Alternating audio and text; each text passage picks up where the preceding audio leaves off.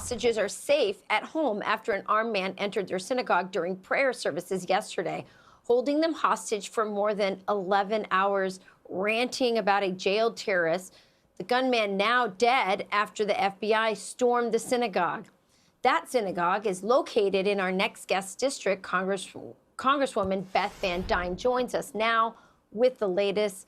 Congresswoman, so great to have you this morning. I'm sure you and everyone in Colleyville, Texas, is relieved about what happened and that they are safe. What's the latest that you're hearing right now? Well, yeah, no, this interview could have been a lot rougher this morning. So yeah, we are all very thankful. Prayers have been answered, and there was a lot of miracles that happened yesterday. First of all, you only had 4 people in the synagogue. The night before, they had between 40 and 50. Temperatures yesterday, wind chill was 22. That might have had something to do with it, but the fact there was also live stream gave the police a little bit of a heads up of what was going on. And then we had fast-acting members of our community that called the police when they were watching it on their live stream. So a lot of things happened. But I've reached out to the mayor. We were at City Hall last night getting an update from the FBI moments before this happened, before the hostages were saved.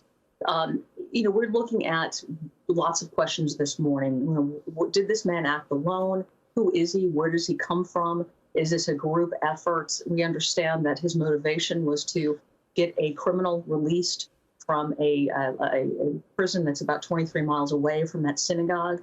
But is that his only motivation? So there's a lot of questions to answer today. But I really want to thank the Colleyville Police Department, Texas DPS, the FBI, the great team that they brought in from Quantico last night.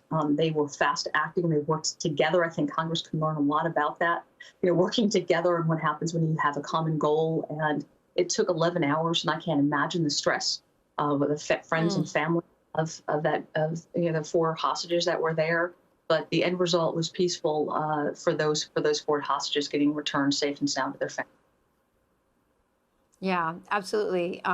Great police work involved on the local level, on the FBI level. I loved how the local police in Texas said, we also activated all the prayer channels and networks we know. Just love Texas. The FBI, by the way, the FBI seemed to...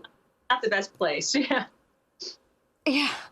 The FBI seemed to dismiss anti-Semitism as a motive, and that seemed a little early to me, a little interesting, since we know that anti-Semitism is up about 40% right now, or attacks are up 40% in this country right now. So I know a lot of people in the Jewish community were confused about that. Well, and I don't think that anything has been cut out just yet. I think they're still looking at all of those motivations. But you're right, absolutely right. The fact is that anti-Semitism, violence and attacks are absolutely up. Hate crimes are up across the country. But considering that Jews make up 2% of the American population, and yet nearly 60% of all hate crimes are anti-Semitic, there's definitely an issue going on. They spiked last year in May after the Israel-Palestine conflict. And quite honestly, the rhetoric that you're hearing from the far left, the progressive squad, is not helping. So we are making sure that the investigation is happening, finding out the motivation, how far this is arranging, and addressing that. But your concern, the Jewish community's concern, is definitely my concern. Yeah. Well, and also after Afghanistan, we know that terror experts said we should be looking out for more terrorism in our country, as they were very emboldened when the Taliban took over and when we basically handed over all of our weapons to them as well. So anyway, Congresswoman, so great hearing from you. We're praying for the community and so grateful that it ended peacefully. Thank you for joining us this morning.